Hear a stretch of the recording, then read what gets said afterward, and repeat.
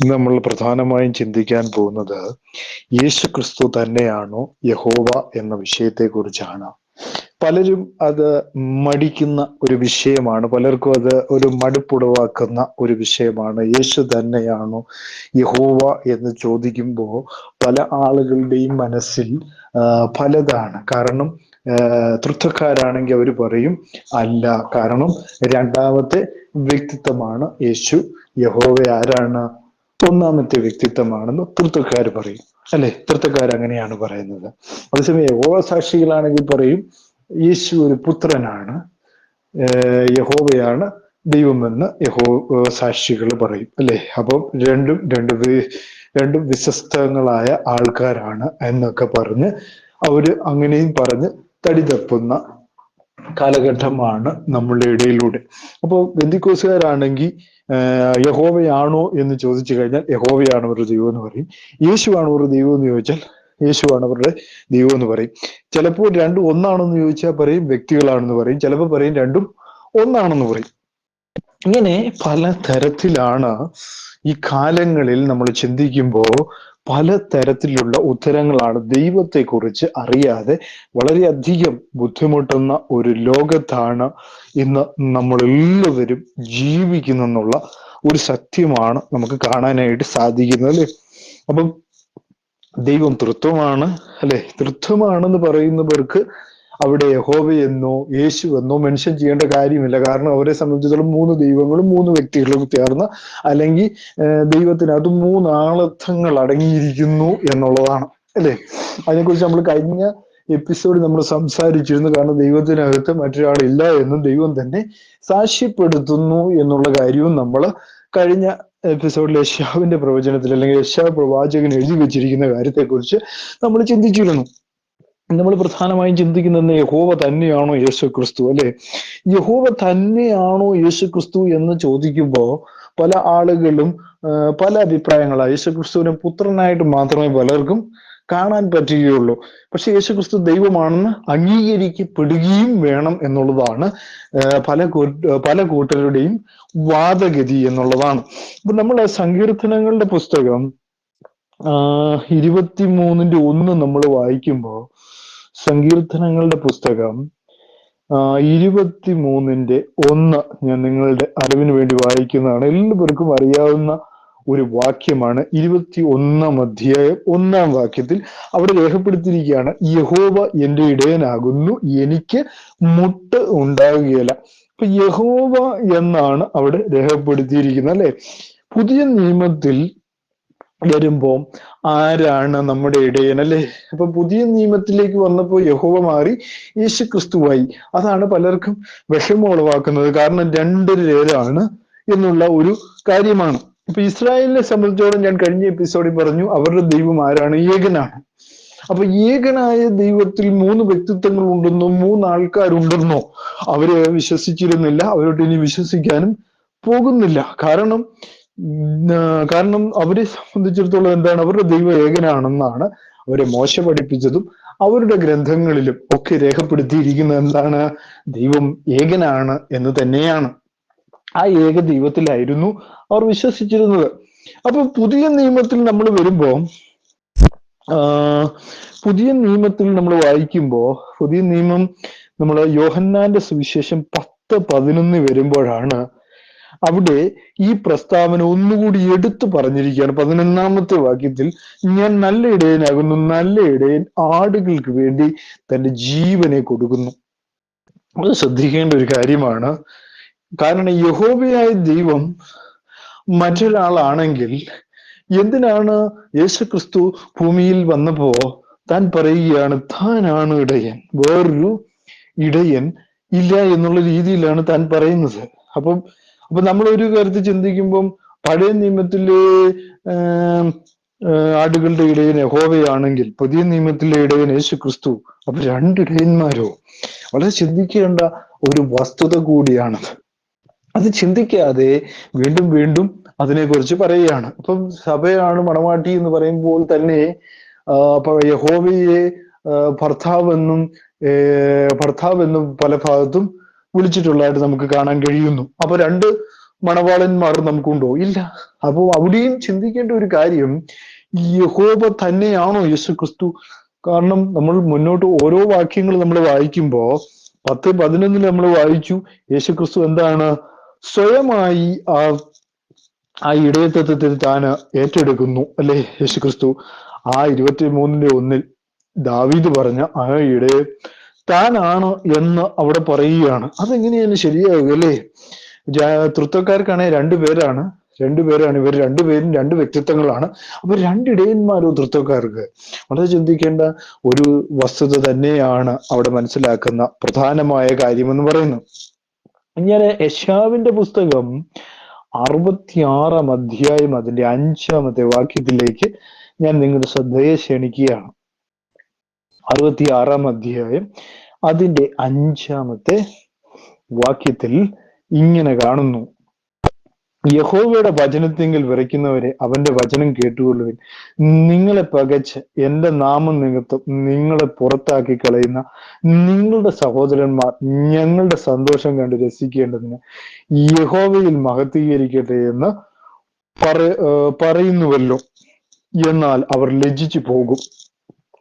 അപ്പം ഇതേ പ്രസ്താവന മത്തായിയുടെ സുവിശേഷം 10:22 നമ്മൾ കാണുന്നു. മത്തായിയുടെ സുവിശേഷം 10 അധ്യായം അതിന്റെ 22 വാക്യത്തിലാണ് ഈ കാര്യം കാണുന്നത്. എന്റെ നാമം നിമിത്തം എല്ലാവരും നിങ്ങളെ പഴിക്കും, അവസാനത്തോളം സഹിച്ചു നിൽക്കുന്നവനോ രക്ഷിക്കപ്പെടും. അപ്പൊ തൃത്വക്കാരെ സംബന്ധിച്ച് 2 നാമങ്ങൾ അവിടെ പ്രധാനമായിട്ടും വരുന്നു. 2 നാമത്തിനാണ് അവരെ പഴിക്കപ്പെടുന്നത് അല്ലേ? അപ്പം ഇത് രണ്ടും ഒരാളാണെങ്കിൽ അല്ലേ ഇത് സാധ്യമാകത്തുള്ളൂ. ഇത് രണ്ട് ദൈവങ്ങളോ 2 വ്യക്തികളോ ആണെങ്കിൽ ഇത് 2 വ്യക്തികളുടെ നാമത്തിലാണോ ഇത് നടക്കുന്നത്? വളരെ ചിന്തിക്കേണ്ട ഒരു കാര്യം തന്നെയാണ് അല്ലെ ഈ പറയുന്ന കാര്യങ്ങൾ എന്ന് പറയുന്നത്. യെശയ്യാവിന്റെ പുസ്തകം 37:16 നമ്മൾ വായിക്കുമ്പോൾ 37:16 വാക്യത്തിൽ എഴുതിയിരിക്കുന്ന വളരെ ശ്രദ്ധിക്കേണ്ട ഒരു, ഇസ്രായേലിന്റെ ദൈവമായി കെരൂബുകളുടെ മീതെ അധിവസിക്കുന്നവനായ സൈന്യങ്ങളുടെ യഹോവയെ നീ ഒരുത്തൻ മാത്രം ഭൂമിയിലെ രാജ്യങ്ങൾക്കും ദൈവമാകുന്നു. നീ ആകാശത്തെ ഭൂമിയെ ഉണ്ടാക്കി യഹോവയെ ചെവി ചായിച്ച് കേൾക്കണമേ. അല്ലേ? സൈന്യങ്ങളുടെ യഹോവേ എന്നാണ് അവിടെ രേഖപ്പെടുത്തിയിരിക്കുന്നത്. അപ്പൊ ഇസ്രായേലിന്റെ ദൈവമായി കെരൂബുകളുടെ മീതെ അധിവസിക്കുന്നവനായ സൈന്യങ്ങളുടെ യഹോവേ നീ ഒരുത്തൻ മാത്രം. തൃത്വക്കാര് പറയുകയാണ് 3 ഉണ്ട്, അവിടെ എഴുതിയിരിക്കുകയാണ് ഒരുത്തൻ മാത്രം. ആ ഒരുത്തനെ കുറിച്ച് നമ്മൾ ചിന്തിക്കുമ്പോ ആ ഒരാളെ ഉള്ളൂ, 3 അവിടെ പറയുന്നില്ല. തൃത്വക്കാർ എന്ത് തെറ്റാ പഠിപ്പിക്കുന്നല്ലേ? ഒരുത്തൻ മാത്രം, യഹോവയായ ദൈവം ഒരുത്തൻ മാത്രമേ ഉള്ളൂ. ആ ഒരുത്തന് എന്ന് പറയുമ്പോൾ തന്നെ ഒരാളെ അവിടെ ഉള്ളൂ. അവിടെ ശ്രദ്ധിക്കേണ്ട ഒരു പോയിന്റാണ്. തൃത്വക്കാർ 3 പേരെ ആരാധിച്ചുകൊണ്ടിരിക്കുകയാണ് അല്ലെ? അങ്ങനെ ഒരുത്തൻ മാത്രമായിരുന്നെങ്കിൽ പുതിയ നിയമത്തിലെ യേശുക്രിസ്തു രണ്ടാമനാണെങ്കിൽ യേശുക്രിസ്തു എപ്പോഴാണ് ജനിച്ചത്? വളരെ ശ്രദ്ധിക്കേണ്ട ഒരു കാര്യമാണ് അല്ലെ? യേശുക്രിസ്തു ജനിച്ചത്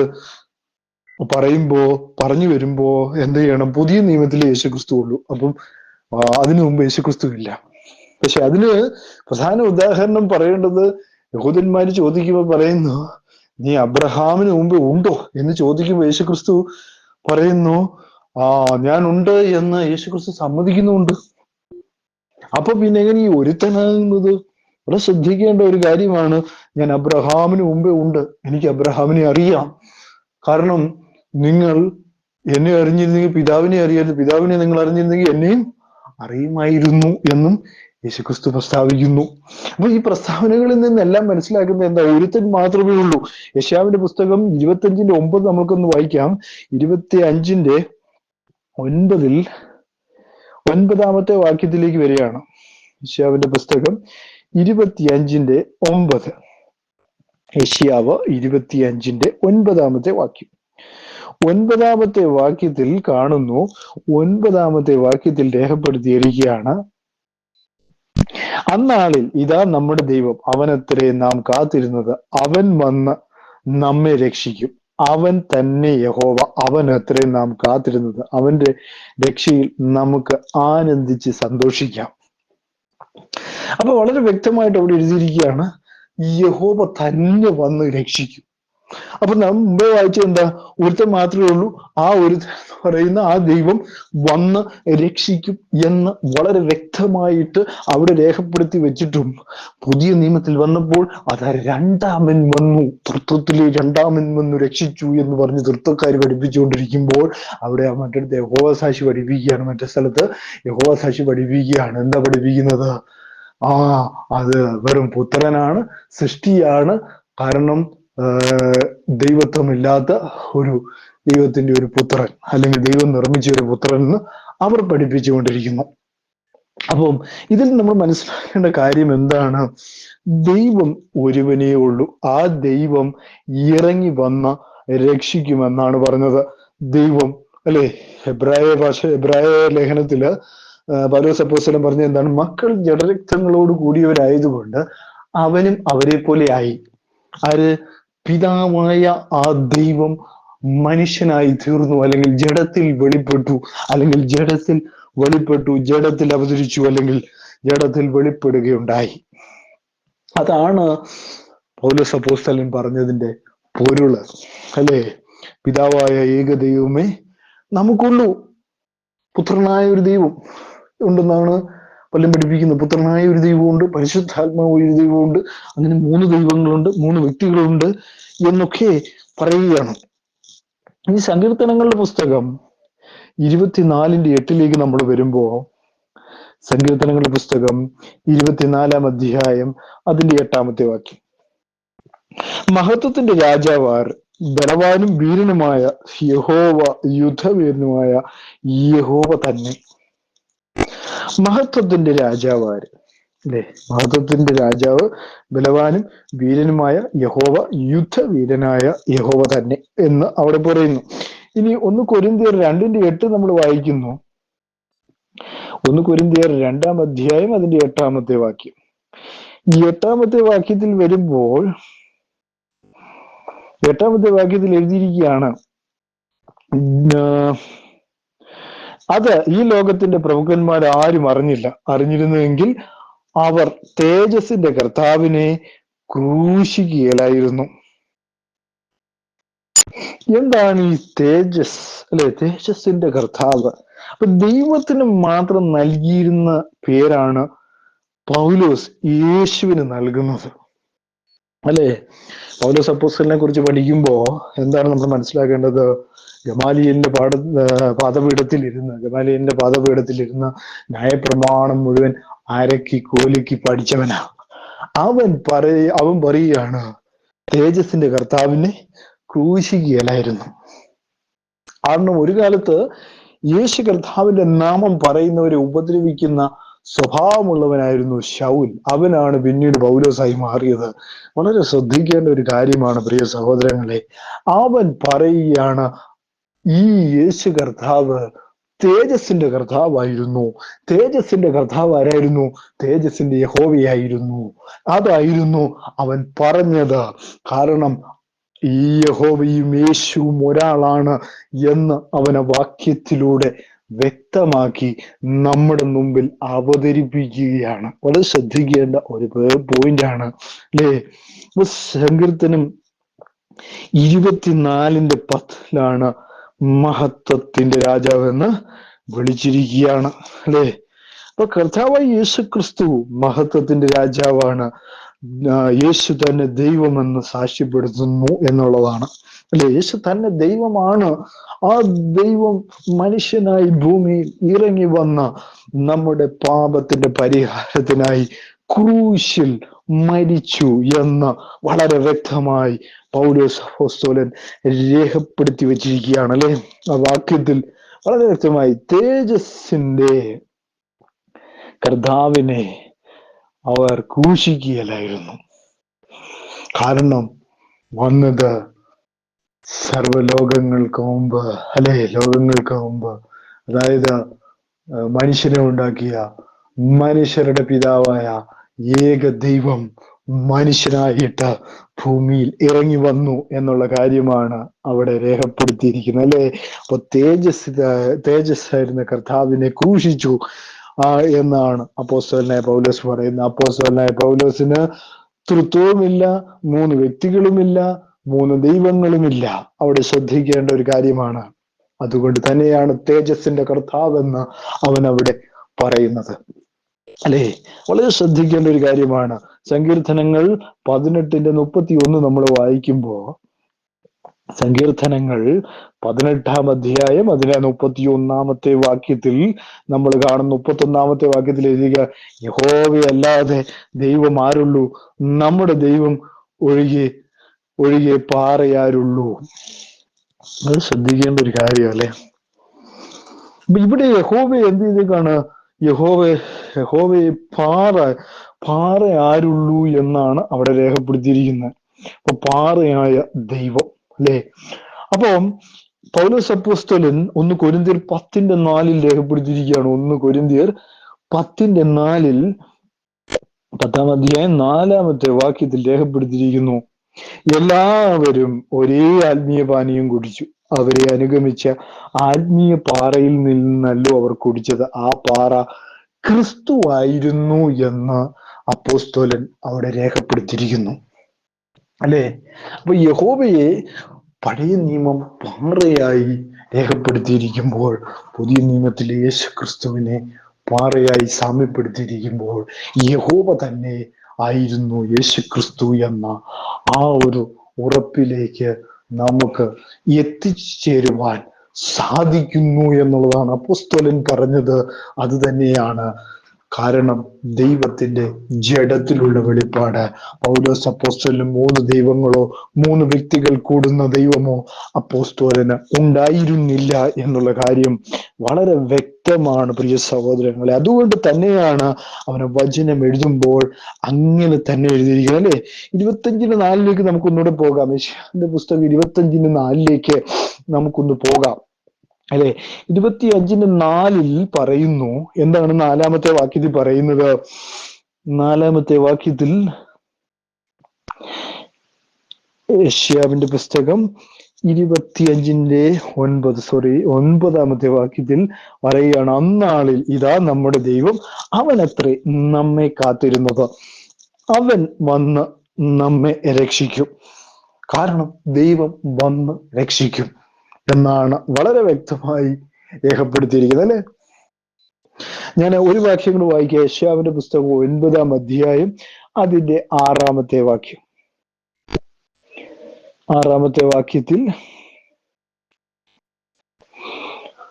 ഇങ്ങനെ എഴുതിയിരിക്കുന്നു, നമുക്കൊരു ശിശു ജനിച്ചിരിക്കുന്നു, നമുക്ക് ഒരു മകൻ നൽകപ്പെട്ടിരിക്കുന്നു, ആധിപത്യം അവന്റെ തോളിലിരിക്കും, അവൻ അത്ഭുതമന്ത്രി, വീരനാം ദൈവം, നിത്യപിതാവ്, സമാധാന പ്രഭു എന്ന പേർ വിളിക്കപ്പെടും.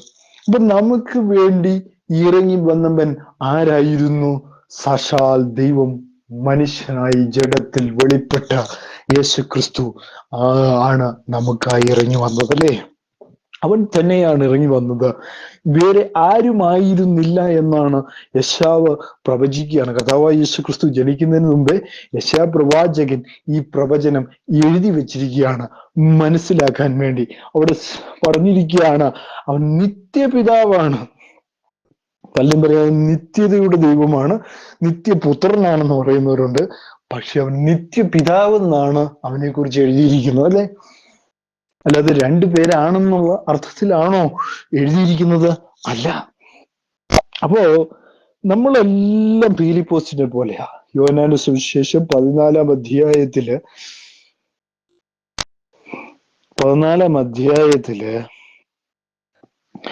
8-ാം വാക്യത്തിൽ നമ്മളെല്ലാം പീലിപ്പോസിനെ പോലെയാ. അല്ലെ? യേശു ഭൂമിയിൽ ഇരിക്കുമ്പോ പീലിപ്പോസ് ഒരു വലിയൊരു കാര്യം ചെയ്തു. എന്താ പീലിപ്പോസ് ചെയ്തത്? പിതാവിനെ ഞങ്ങൾക്കൊന്ന് കാണിച്ചു തരാമോ? എന്നായിരുന്നെങ്കിൽ ഞങ്ങൾക്കത് മതിയായിരുന്നു എന്ന് പീലിപ്പോസ് പറയാം. ഞങ്ങൾക്കത് മതി, വേറൊന്നും ഞങ്ങൾക്ക് വേണ്ട, പിതാവിനെ ഒന്ന് കാണിച്ചു തരണം. ശരി അല്ലേ? യേശു ക്രിസ്തു രണ്ടാമനായിരുന്നെങ്കിൽ, എന്നെ കേൾക്കുന്ന തൃത്വ സഹോദരങ്ങളോട് ഞാൻ ചോദിക്കുകയാണ്, രണ്ടാമനായിരുന്നെങ്കിൽ യേശു ക്രിസ്തു പറഞ്ഞേനേമായിരുന്നു, അവൻ ഒന്നാമനാണ്, ഞാൻ രണ്ടാമനാണ്, രണ്ടാമനായ ഞാനാണ് ഈ ഭൂമിയിൽ വന്നിരിക്കുന്നുവെന്ന് യേശു ക്രിസ്തു പറഞ്ഞതിനുമായിരുന്നു മറുപടി. നമ്മൾ ശ്രദ്ധിക്കണം. എന്താണ് ഫിലിപ്പോസിന് കൊടുത്ത മറുപടി? അതാണ് ഇന്ന് മനസ്സിലാക്കേണ്ട സത്യം എന്ന് പറയുന്നത്. എന്താണ്? പിതാവിനെ ഞങ്ങൾക്ക് കാണിച്ചു തരണം, എന്നാൽ ഞങ്ങൾക്കത് മതി എന്ന് പറഞ്ഞു.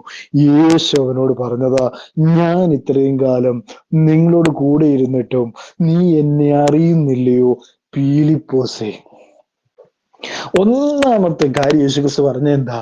ഇത്രയും നാളും ഞാൻ നിന്നോട് കൂടെ ഉണ്ടായിരുന്നിട്ടും നീ എന്നെ അറിയുന്നില്ലയോ? ഞാൻ തന്നെയാണ് പിതാവ്. അല്ലേ? അപ്പൊ ചിലർ പറയും, ഓ, യേശുക്രിസ്തുവിനെ പിതാവാക്കി, അപ്പം പിതാവില്ല എന്നുള്ള അർത്ഥത്തിലാ പറഞ്ഞത്. അല്ല, യേശുക്രിസ്തു തന്നെ പറയുകയാണ്, ഞാൻ ഇത്രയും നാളും നിന്റെ കൂടെ ഇരുന്നിട്ടും നീ എന്നെ അറിയുന്നില്ലയോ ഫിലിപ്പോസേ? ഞാൻ പിന്നെ എങ്ങനെയാണ് പിതാവിനെ കാണിച്ചു തരുന്നത്? ഒന്നാമത്തെ കാര്യവും അതാണ് പറയുന്നത്. ഞാൻ ഇത്രയും നാളും നിന്നോട് കൂടെ ഇരുന്നിട്ടും നീ എന്നെ അറിയുന്നില്ലേ ഫിലിപ്പോസേ? എന്നെ കണ്ടവൻ പിതാവിനെ കണ്ടിരിക്കുന്നു. അല്ലേ? ചിലർ പിതാവ് ആകർഷിക്കാതെ ആർക്കും പുത്രന്റെ അടുക്ക് എത്താൻ പറ്റത്തില്ല എന്ന് പറയുന്നവർക്ക് പോലും ഇത് ആശ്ചര്യമാണ് യേശുക്രിസ്തുവിന്റെ മറുപടി എന്ന് പറയുന്നത്. എന്താണ്? ഞാൻ ഇത്രയും നാളും നിന്റെ കൂടെ ഇരുന്നിട്ടും ഫിലിപ്പോസേ നീ എന്നെ അറിയുന്നില്ലേ എന്നാണ് ഒന്നാമത്തെ ചോദ്യം. രണ്ടാമത് പറഞ്ഞ എന്നാ? എന്നെ കണ്ടവൻ പിതാവിനെ കണ്ടിരിക്കുന്നു. കാരണം ഞാൻ ദൈവത്തിന്റെ ജഡത്തിലുള്ള വെളിപ്പാടായ ക്രിസ്തുവാണ്. എന്നെ നിനക്ക് അറിയത്തില്ലയോ? നിനക്ക് എന്നെ മനസ്സിലായില്ലയോ? ഞാൻ ഇത്ര അത്ഭുതങ്ങൾ ചെയ്തു, ഞാൻ ഇത്ര അടയാളങ്ങൾ ചെയ്തു, എന്നിട്ടും നീ എന്നെ അറിയുന്നില്ലയോ ഫിലിപ്പോസേ എന്നാണ് ചോദിക്കുന്നത്. ഞാൻ ഇത്രയും മാത്രം കാര്യങ്ങൾ ചെയ്തു, ഇത്രയൊക്കെ നിന്നോട് പറഞ്ഞു, സ്വർഗത്തിലെ കാര്യങ്ങൾ ഞാൻ നിന്നോട് പറഞ്ഞു, എല്ലാം പറഞ്ഞിട്ടും നിനക്ക് മനസ്സിലായില്ലേ ഞാൻ തന്നെയാണ് പിതാവെന്ന്? മനസ്സിലായില്ലേ എന്നാണ് യേശുക്രിസ്തു ചോദിച്ചത്. അല്ലേ? മനസ്സിലായില്ലേ എന്നാണ്. അല്ലേ? അപ്പം ഞാൻ ഒരു ഉദാഹരണം നിങ്ങൾക്ക് തരാം. കാരണം ഒരു ചെറിയ ഉദാഹരണമാണ്. പിന്നെ പിതാവിന് ഞങ്ങൾക്ക് കാണിച്ചു തരണമെന്ന് പറയുന്നത് എങ്ങനെ? പല ആളുകളും പറയുന്നു, ഈ അപ്പനും മോനും ആവുമ്പോ എന്താ പറയാ, അങ്ങനെ പറയാനൊക്കത്തുള്ളൂ എന്നുള്ള അർത്ഥത്തിലാണ് അത് പറഞ്ഞെന്നാണ് പല ആളുകളും ഇന്ന് പറഞ്ഞുകൊണ്ടിരിക്കുന്നത്. അപ്പൊ അങ്ങനെയാണെങ്കിൽ തന്നെയും, കാരണം നമുക്കൊരു പിതാവുണ്ട്, നമ്മൾ മകനാണെങ്കിൽ ആരെങ്കിലും വന്ന് നമ്മളോട് ചോദിക്കുക പിതാവിനെ ഒന്ന് കാണണമല്ലോ എന്ന് പറഞ്ഞാൽ ഉടനെ നമ്മൾ പിതാവിനെ കൊണ്ട് കാണിക്കുകയാണ്. അപ്പൊ നമ്മൾ ആരോടെങ്കിലും പറയുവോ, എന്നെ കണ്ടില്ലേ, ഇനിയിപ്പോ അച്ഛനെ കണ്ട പോലെ അല്ലേ എന്ന് നമ്മൾ ആരെങ്കിലും ഭൂമിയിൽ അങ്ങനെ പറയുവോ? കർത്താവായ യേശുക്രിസ്തു പറഞ്ഞതിന്റെ അർത്ഥം മനസ്സിലാക്കണമെങ്കിൽ അവന്റെ ദൈവത്തിന്റെ ജഡത്തിലുള്ള വെളിപ്പാടാണ് ക്രിസ്തു എന്നുള്ളത് വളരെ വ്യക്തമാണ്. അത് വളരെ വ്യക്തമായിട്ട് അവിടെ രേഖപ്പെടുത്തിയിരിക്കുന്നു. ഒരുപോലെ ഇരിക്കുന്നതുകൊണ്ടല്ല. അല്ലെ? ഞാനും പിതാവും ഒന്നാകുന്നു എന്ന് പറഞ്ഞാൽ ഒരാൾ തന്നെ എന്നാണ് അതിന്റെ അർത്ഥം. അല്ലെ? നമ്മൾ ഭൂമിയിൽ പറയുന്നതിൽ ഭാര്യയും ഭർത്താവും ഇനി രണ്ടല്ല ഒന്നല്ല എന്ന് പറയുമ്പോഴത്തേക്ക് അത് രണ്ട് വ്യക്തികൾ അവിടെയുണ്ട്. പക്ഷേ ദൈവത്തിന് ഒരാളേ ഉള്ളൂ ദൈവം എന്ന് പറയുന്നത്. അല്ലെ? ദൈവം ഒരാളാണ്. ദൈവം ഒരുത്തൻ മാത്രമെന്നാണ് അവിടെ രേഖപ്പെടുത്തിയിരിക്കുന്നത്. വേറൊരു ദൈവമില്ല. ആ ദൈവത്തിന്റെ ജഡത്തിലുള്ള വെളിപ്പാടാണ് യേശുക്രിസ്തു എന്ന് വളരെ വ്യക്തമായി അവിടെ രേഖപ്പെടുത്തിയിരിക്കുന്നു. അല്ലേ? അപ്പോ ഫിലിപ്പോസിന്റെ സംശയം അവിടെ കർത്താവ് ദൂരീകരിച്ചു. എന്താണ്? താൻ തന്നെയാണ് പിതാവെന്നും അല്ലേ വളരെ വ്യക്തമായിട്ട് അവിടെ പറഞ്ഞു. അല്ലെ? അതിന്റെ 11ാമത്തെ വാക്യത്തിൽ പറയുമ്പോൾ ഞാൻ പിതാവിലും പിതാവ് എന്നിലും അല്ലേ വസിക്കുന്നെന്ന് വിശ്വസിപ്പിൻ. അപ്പൊ അതൊക്കെ കേട്ടിട്ടായിരിക്കും ചില തൃത്വക്കാർ പറയുന്നത് ഭയങ്കര ഐക്യമായിട്ട് 3 പേര് ദൈവത്തിനകത്തുണ്ട് എന്നുള്ള കാര്യമാണ് പറയുന്നത്. കാരണം ദൈവം ആത്മാവാണെന്ന് വളരെ വ്യക്തമായിട്ട് യേശുക്രിസ്തു തന്നെ തന്റെ പരസ്യ ശുശ്രൂഷയിൽ വെളിപ്പെടുത്തിയിരുന്നു. കാരണം ആത്മാവ് ജഡശരീരം എടുത്ത് ഭൂമിയിൽ വന്നപ്പോൾ അതാണ് പറഞ്ഞത്, എന്നിൽ പിതാവും ഞാനും ഒന്നാണ് എന്നുള്ള കാര്യമാണ്. എന്നിൽ പിതാവിന്റെ ആത്മാവുണ്ട് എന്നുള്ള കാര്യമാണ് ക്രിസ്തു പറയുന്നത്. അല്ലാതെ 2 വ്യക്തികളുടെ കാര്യമല്ല അവിടെ പറയുന്നത്. കാരണം താനും പിതാവ് ഒന്നാകുന്നു എന്ന് പറഞ്ഞാൽ ഒരാൾ തന്നെ എന്നാണ് കർത്താവ് പറഞ്ഞതിന്റെ അർത്ഥം എന്ന് പറയുന്നത്. ഇനി നമ്മൾ യെശയ്യാവിന്റെ പുസ്തകം 43:11 നമുക്ക് പോകാം. 43:11 നമ്മൾ വായിക്കുന്നു. 43-ാം അധ്യായം അതിന്റെ 11-ാമത്തെ വാക്യം. 11-ാമത്തെ വാക്യത്തിൽ രേഖപ്പെടുത്തിയിരിക്കുകയാണ്, ഞാൻ തന്നെ യഹോവ, ഞാനല്ലാതെ ഒരു രക്ഷിതാവുമില്ല. അപ്പം പല ആളുകളും രക്ഷിതാവിന്റെ കാര്യത്തിൽ വരുമ്പം പഴയ നിയമത്തിലെ രക്ഷകൻ ആരാണ്? യഹോവയായ ദൈവമാണ്. പുതിയ നിയമത്തിൽ ആരാണ്? യേശുക്രിസ്തുവാണ്. അപ്പൊ രണ്ട് രക്ഷകന്മാരുണ്ടോ? പക്ഷെ യഹോവയായ ദൈവം പഴയ നിയമത്തിൽ പറയുകയാണ്, ഞാൻ മാത്രമേ ഉള്ളൂ രക്ഷിതാവ്, വേറൊരാളില്ല. ആ ദൈവം തന്നെ പറയുകയാണ്, ഞാൻ തന്നെയാണ് രക്ഷിതാവ്, ഞാൻ തന്നെയാണ് ആ ദൈവം, ഞാൻ തന്നെ ദൈവം. നിങ്ങളെ രക്ഷിക്കാൻ വരുന്നത് ഞാൻ തന്നെയാണ്, വേറെ ആരുമല്ല. നിങ്ങളെ രക്ഷിക്കുവാനായി വരുന്നത് ഞാൻ തന്നെയാണ് എന്ന് നമ്മൾ മുമ്പത്തെ വാക്യത്തിൽ നമ്മൾ വായിച്ചു. അതേ കാര്യം ഇവിടെ വ്യക്തമായിട്ട് പറയുകയാണ്. എന്താണ് നമ്മൾ വായിച്ച വാക്യത്തിൽ, 11-ാം വാക്യത്തിൽ, ഞാൻ തന്നെ യഹോവ, ഞാനല്ലാതെ ഒരു രക്ഷിതാവുമില്ല. അപ്പം യോഹന്നാന്റെ സുവിശേഷം 8-ാം അധ്യായത്തിലേക്ക് വരുമ്പോ, 8:24 വരുമ്പോ അവിടെ എഴുതിയിരിക്കുകയാണ്, ആകയാൽ നിങ്ങളുടെ പാപങ്ങളിൽ നിങ്ങൾ മരിക്കുമെന്ന് ഞാൻ നിങ്ങളോട് പറഞ്ഞു. ഞാൻ അങ്ങനെയുള്ളവൻ. അപ്പൊ പല വേർഷനുകളിൽ ഞാൻ ആകുന്നവൻ, അല്ലെ? മോശയ്ക്ക് ആദ്യം വെളിപ്പെടുമ്പോ ദൈവം ആദ്യം പറഞ്ഞ ഞാൻ ആകുന്നവൻ, ഞാൻ ആകുന്നു. വേറെ പല വേർഷനുകളിൽ നമ്മൾ പഠിക്കുമ്പോൾ ഞാൻ ആകുന്നവൻ, ഞാനാകുന്നു എന്നവനാണ് ഞാനെന്ന് നിങ്ങൾ വിശ്വസിക്കുന്നില്ലെങ്കിൽ നിങ്ങൾ നിങ്ങളുടെ പാപങ്ങളിൽ മരിക്കുമെന്നാണ് അതിന്റെ അർത്ഥമെന്ന് പറയുന്നത്. അപ്പൊ യേശു ക്രിസ്തു പിതാവായ ദൈവമാണ്, അവന്റെ ജഡത്തിലുള്ള വെളിപ്പാടാണെന്ന് നിങ്ങൾ വിശ്വസിക്കുന്നില്ല എങ്കിൽ നിങ്ങൾ നിങ്ങളുടെ പാപങ്ങളിൽ മരിക്കുമെന്നാണ് അവിടെ രേഖപ്പെടുത്തിയിരിക്കുന്നത്. അപ്പം എന്നിൽ മറ്റൊരുത്തനില്ല എന്ന് യഹോവയായ ദൈവം സാക്ഷിക്കുന്നു. അതുപോലെ തന്നെ എന്താണ്, വേറൊരുത്തനില്ല എന്ന് പറയുന്നു. ഒരുത്തനെ ഉള്ളൂ എന്നും വളരെ വ്യക്തമായിട്ട് പറയുന്നു. പുതിയ നിയമത്തിൽ അത് തന്നെ പറയുന്നു. ദൈവം ഒരുവൻ എന്നാണ്, എല്ലാവരിലും വ്യാപരിക്കുന്നവനും എല്ലാവരിലും ഇരിക്കുന്നവനും എല്ലാവരും കൂടി വ്യാപരിക്കുന്നവനും എല്ലാം ഒരുവൻ മാത്രം എന്നാണ് പറയുന്നത്. മൂവർ എന്നൊരു കാര്യം അവിടെ ഒന്നും നമുക്ക് കാണാൻ കഴിയുന്നില്ല. അപ്പോസ്തലപ്രവൃത്തികൾ 4:12 നമ്മൾ വായിക്കുമ്പോ, 4-ാം അധ്യായം അതിന്റെ 12-ാമത്തെ വാക്യം, 12-ാമത്തെ വാക്യത്തിൽ എഴുതിയ, മറ്റൊരുത്തനും രക്ഷയില്ല, നാം രക്ഷിക്കപ്പെടുവാൻ ആകാശത്തിന്റെ കീഴിൽ മനുഷ്യരുടെ ഇടയിൽ നൽകപ്പെട്ട വേറൊരു നാമവുമില്ല. മുമ്പേ പറഞ്ഞ എന്താണ്? യഹോവയായ ദൈവം പറഞ്ഞു വേറെ രക്ഷിതാവില്ല എന്ന് പറഞ്ഞു. ഇപ്പൊ യേശുക്രിസ്തു പറയുകയാണ്, ഇപ്പൊ യേശുക്രിസ്തുവിനെ പറ്റി പറയുകയാണ്, ആ നാമം അല്ലാതെ വേറൊരു നാമം ഇനി നിങ്ങളെ രക്ഷിക്കുവാൻ പോകുന്നില്ല എന്നുള്ള രീതിയിലാണ് പറഞ്ഞിരിക്കുന്നത്. അപ്പോൾ ആ ദൈവത്തിന്റെ ജഡത്തിലുള്ള വെളിപ്പാടാണ് യേശുക്രിസ്തു എന്ന വളരെ വ്യക്തമായി നമുക്ക് ഈ വചനങ്ങളിലൂടെ ഒക്കെ നമുക്ക് മനസ്സിലാക്കാൻ കഴിയുന്നു. അതിന്റെ അർത്ഥം യഹോവ തന്നെയാണ് യേശുക്രിസ്തു, അതിനകത്ത് യാതൊരു മാറ്റവുമില്ല. നമുക്ക് വളരെ വ്യക്തമായിരിക്കുന്നു, യഹോവ തന്നെ യേശുക്രിസ്തു. ഈ വചനങ്ങൾ നിങ്ങൾക്ക് അനുഗ്രഹപ്രദമായെങ്കിൽ ദൈവം നിങ്ങളെ ധാരാളമായി സമൃദ്ധിയായും അനുഗ്രഹിക്കട്ടെ. ഇത്രയും നേരം വചനം കേട്ട എല്ലാവരെയും ദൈവം വാഴ്ത്തി അനുഗ്രഹിക്കട്ടെ എന്ന് പറഞ്ഞുകൊണ്ട് ഞാൻ എൻ്റെ വചനത്തിൽ നിർത്തുന്നു.